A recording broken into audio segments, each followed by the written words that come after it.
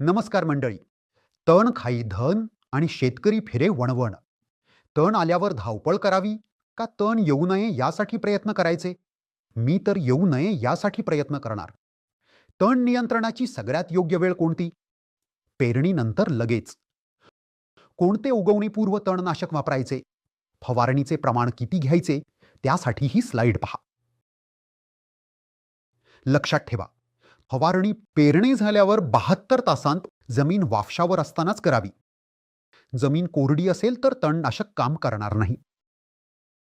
आता एक अत्यंत महत्त्वाचा मुद्दा, थोडा गमतीदारही.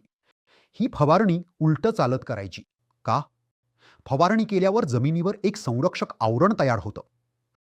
सरळ चाललात तर आपल्याच पायाने ते तुटतं. जिथे पाय पडेल तिथे तण उगवेल, म्हणजे तुम्हीच तणाला आमंत्रण दिल्यासारखं होईल.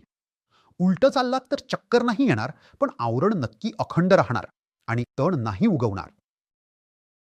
मंडळी, पेरणी झाल्यावर 72 तासांत उगवणीपूर्व तणनाशक फवारा, उलट चालत फवारा आणि तणाची काळजी मिटवा.